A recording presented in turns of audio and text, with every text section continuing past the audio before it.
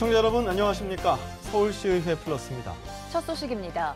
서울시의회에는 10개의 상임위원회가 존재합니다. 또 각 상임위에는 위원회가 제 역할을 할 수 있도록 보조하는 인력이 있는데요. 네, 서울시의회 상임위원회 구성원들을 만나보는 그 두 번째 시간.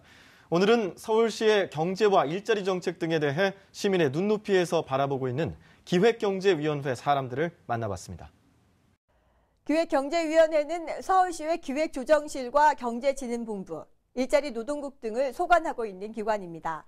서울시의 경제와 일자리 정책 등에 대해 시민의 눈높이에서 견제와 감시의 역할을 담당하고 있습니다. 서울시의회 기획경제위원회에서 활동하는 의원들은 모두 10명. 지난해 행정사무감사 결과 모두 533건의 시정 및 건의, 요구사항 등을 처리했습니다. 10개 상임위원회 처리 건수가 3천여 건인 것을 고려하면 10건 가운데 2건 정도를 기획경제위원회가 담당한 것으로 분석됩니다.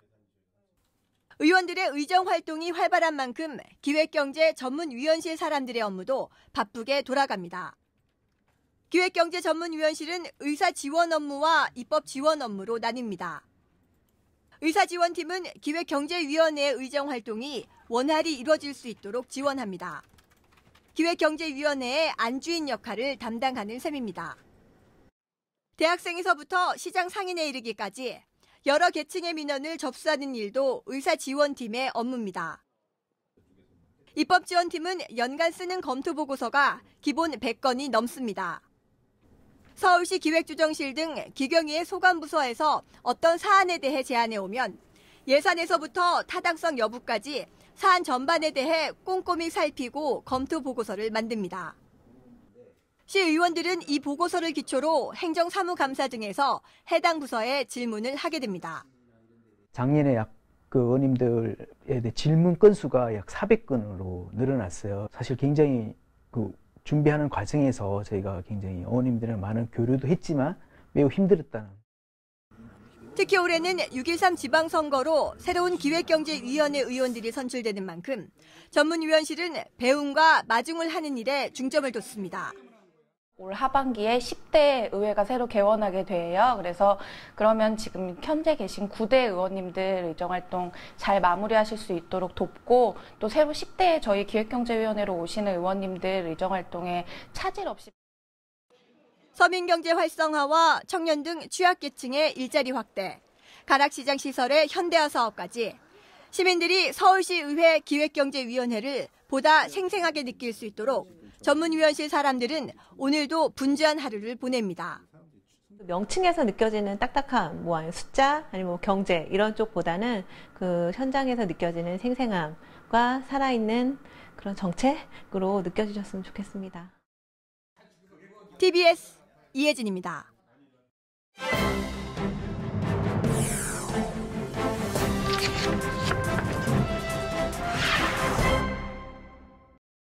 어린아이부터 중장년층까지 많은 사람들이 사용하는 스마트폰 속에는 생활에 유익한 정보는 물론 재미까지 누릴 수 있는 많은 양의 자료들로 가득 차 있는데요.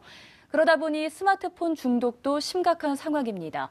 이에 서울시의회가 관련 조례안을 발의했다고요? 네, 다들 한 번쯤은 스마트폰 화면을 들여다보며 길을 걷느라 보행 신호를 보지 못하거나 마주오던 사람 또는 차량과 부딪힐 뻔한 경험 있으실 겁니다.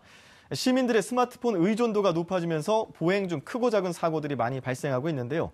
스마트폰을 들여다보며 길을 걷는 사람들을 일컫는 스마트폰과 좀비의 합성어인 스몬비라는 신조어까지 생겨났습니다. 이에 서울시의회는 시민의 안전을 보장하기 위해 지난 2월 서울특별시 보행권 확보와 보행환경 개선에 관한 기본조례 일부 개정 조례안을 발의했습니다. 이 개정 조례안에는 보행 중 안전사고 예방에 관한 사항을 규정하고 시민의 보행 중 전자기기 사용을 주의할 것을 당부했는데요. 시민이 안전하고 쾌적하게 걸을 권리인 보행권을 제대로 보장하고 서울시내 보행 환경을 개선하는 데 힘을 실어주기 위해서 1997년에 처음 제정된 이 조례에 전자기기 사용에 주의하라는 내용이 추가된 것이죠. 그만큼 스마트폰에 의한 사고의 심각성이 높아졌기 때문이라고 볼 수 있습니다. 그렇다면 스마트폰 사용으로 인한 보행 중 사고는 얼마나 발생하고 있고 또 얼마나 위험한 건가요? 네, 스마트폰에 지나치게 의존하는 사람들은 스마트폰 과의존군에 속한다라고 말하는데요.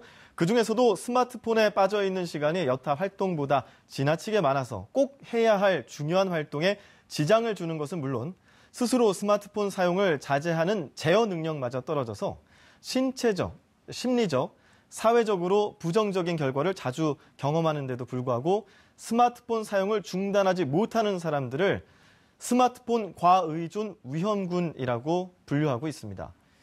통계청의 자료에 따르면 2011년 8.4%에 불과했던 스마트폰 과의존 위험군은 지난 2016년 17.9%로 2배 이상 증가했습니다.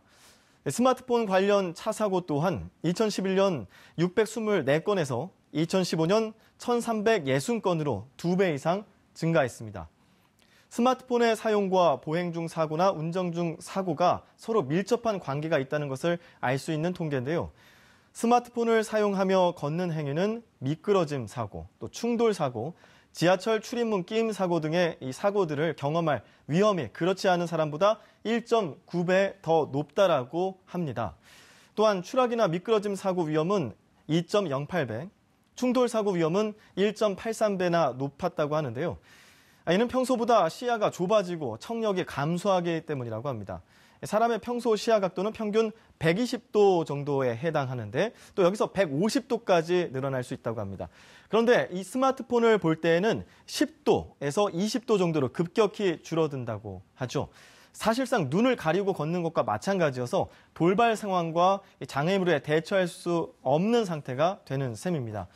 또 평소 보행자가 주변 소리를 알아채는 거리가 평균 14.4m라고 하는데요.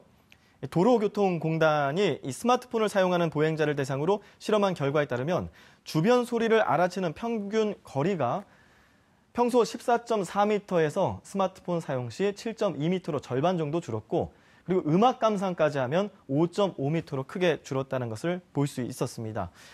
이렇게 자동차의 경적조차 알아채지 못했다고 하니까 보행 중 스마트폰 사용은 매우 위험한 행동이라는 것을 명심해야겠습니다. 네, 스마트폰의 보급이 일반화되면서 이런 문제들은 비단 우리나라만의 문제는 아닌 것 같은데요. 그렇다면 스마트폰 사용과 관련해 다른 국가들은 어떤 정책을 펼치고 있나요? 네, 스몬비족에 의한 사고는 전 세계적으로도 많은 이슈가 되고 있는데요.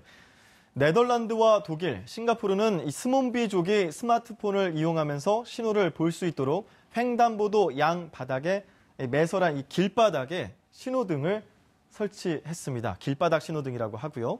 또 미국 하와이에서는 길거리나 차도에서 스마트폰을 보면서 걸어 다니면 벌금을 부과하는 산만한 보행 금지법이라는 법을 만들었다고 합니다.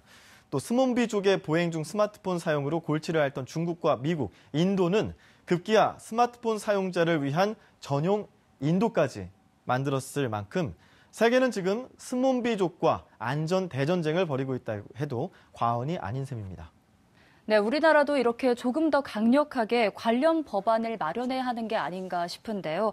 단순히 이렇게 보행 중 스마트폰 사용 주의를 당부하는 것만으로도 과연 효과가 있을까요?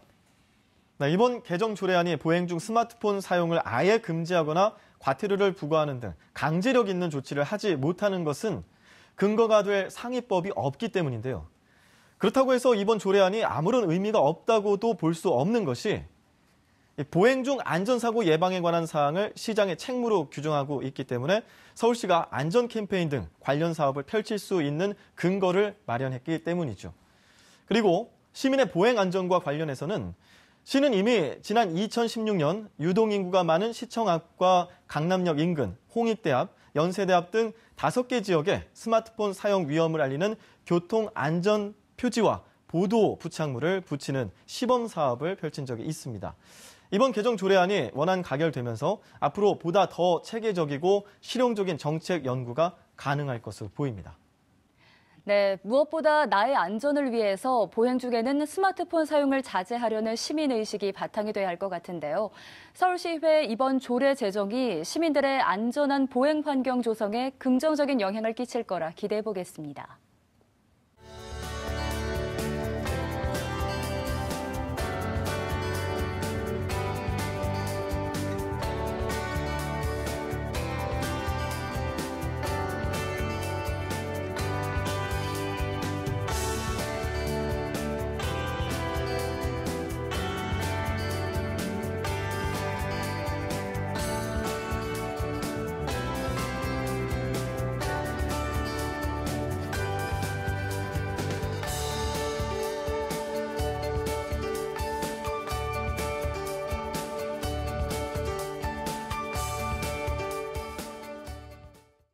서울시의회 플러스 준비한 소식은 여기까지입니다. 다음 시간 더 알찬 소식으로 찾아뵙겠습니다. 함께해 주신 여러분 고맙습니다.